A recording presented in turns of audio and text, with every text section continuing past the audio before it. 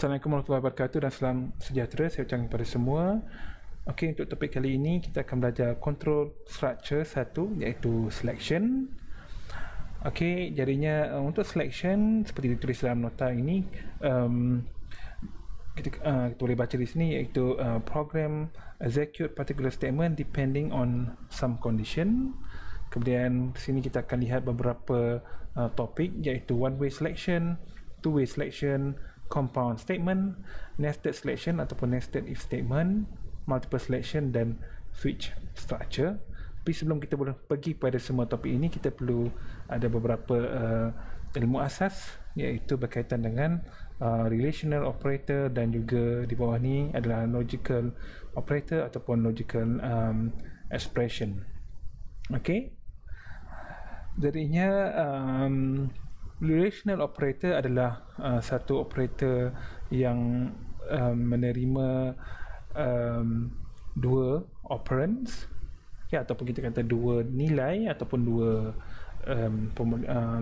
dua value. Okey, kemudian dekat sini relational operator boleh digunakan dengan pelbagai jenis data yang jenisnya adalah simple, contohnya int, char, boolean ataupun bool dan double. Kemudian wujud 6 relational operator, iaitu pertama sekali adalah equal to, kemudian not equal to, less than or equal to, greater than dan greater than or equal to.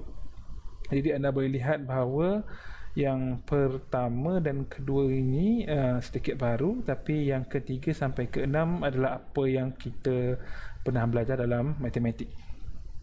Okey, jadinya untuk yang pertama, iaitu operator equal to. Okey, kita boleh lihat sedikit contohnya. Kalau sebelum ni kita ada satu tanda sama dengan. Okey, macam ni. Ini adalah assignment operator.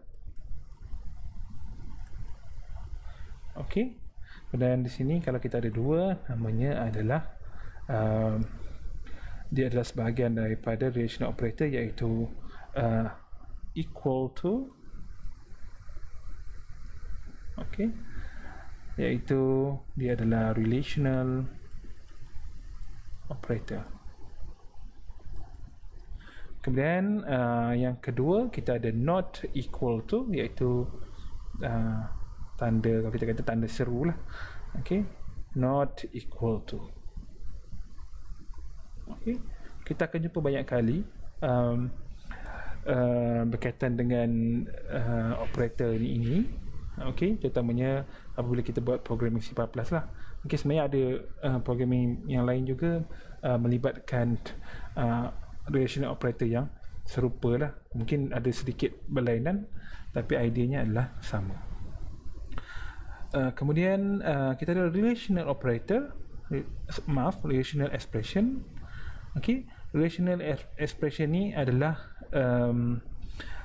penyataan ataupun expression yang menggunakan relational operator. Maaf, saya perlu betulkan di sini. Okey, relational expression uses relational operator.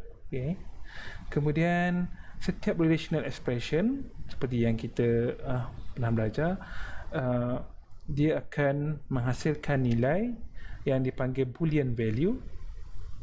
Okey, sama ada benar, true or false. Okey, bila true, maka komputer kita menafsirkannya sebagai satu, dan bila false, komputer kita akan menakrifkannya sebagai kosong. Okey, apa-apa nilai yang bukan kosong, contohnya 2, 3 dan 4, sebenarnya dikira sebagai true, maka bersamaan dengan 1. Okey, kita akan tengok contoh nanti. Okey, di sini adalah contoh relational expression. Okey, sebagai contoh 8 ataupun 8 less than 15. Okey, jadi kita tahu 8 sentiasa lebih kecil daripada 15, maka relational expression di sini memberikan nilai true ataupun 1. Okey, kemudian di sini 6 6 is not equal to 6. Okay, sebab simbol di sini adalah not equal to, maka bila kita tulis seperti ini ataupun bila kita jumpa seperti ini, maka kita dapat nilai bahawa ini adalah false. Sebab apa? Sebab 6 always equals to 6, kan? Dia tak boleh not equal to 6, kan? Dan sama juga contohnya di sini 2.5 is greater than 5.8. Okay, so pernyataan ini adalah false ataupun kosong, sebabnya sudah semestinya 2.5 adalah lebih kecil daripada 5.8 dan seterusnya. Okay, maksudnya di sini adalah kalau kita buat sedikit code. Okay, sebagai contoh di sini saya boleh simpan ke semua ini. Okay, katalah kita buat cout. Kita ikut saja dalam contoh ni di sini 8, okay, less than 15. Okay, kita letak dalam kurungan, okay, sebab nanti dia seperti berada dalam kurungan lah, sebab nanti cout ni dia jadi mengelirukan lah. Okay, jadi kemudian kita kita boleh tambah end line. Okay, tak tambah pun tak apa. Okay, dan kita compile. Oh, maaf.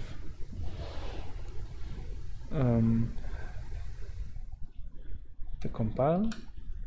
Okay, tak ada masalah, dan kita run, dan kita dapat nilainya adalah 1, iaitu true lah. Okay, sama juga kalau kita gunakan sebagai contoh di sini, ambil contoh yang kedua, 6 not equal to 6. So, kita buat 6 not equal to 6. Okay, adakah 6 tidak sama dengan 6? Okay, kita tanya diri kita. Jadi kalau kita compile, okay, di sini tak ada error, dan kita run, kita dapat nilai kosong. Sebab apa? Sebab pernyataan ini adalah salah. Okay, kemudian kita boleh tengok seterusnya, kita boleh bandingkan, okay, bukan hanya nombor, kan, seperti apa yang kita lihat tadi, tapi kita boleh bandingkan karakter. Okay, bila kita bandingkan karakter, kita kena rujuk jadual ASCII di sini. Okay, sebagai contoh, kita nak bandingkan A kecil dan A besar. Jadinya kita boleh terus tulis pada kod kita. Okay, kita nak bandingkan bukan A kecil tapi A besar, capital A. Okay, less than small a. Okay, dan kita run. Okay, tak ada error, dan kita dapat jawapannya 1. Kenapa 1? Sebab kalau kita tengok pada jadual di sini, A besar nilainya adalah 65 ataupun 01000001 lah yang difahami oleh komputer. Ini adalah nilai A besar, dan nilai A kecil adalah 97. Maka sudah semestinya 65 lebih kecil daripada 97. Jadi kita dapat true.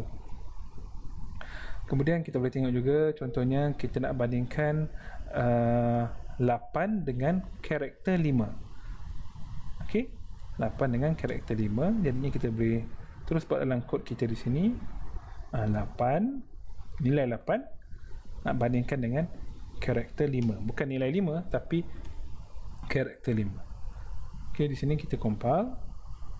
Okey, tak ada masalah, dan kita run, kita dapat 1, iaitu true. Kenapa 8? Kita tahu 5 adalah kecil daripada 8, tapi kenapa 8 ataupun karakter 5 lebih besar daripada 8? Sebabnya kita boleh tengok di table kita, 8 nilainya adalah 8 lah. Okey, dan kemudian karakter 5 adalah di sini, iaitu 53. Okey, jadi di sini kita bandingkan 8 dengan 53, maka oleh sebab itu kita dapat true, sebab 8 sentiasa kecil daripada 53. Okey, itu saja untuk kita punya relational operator dan expression.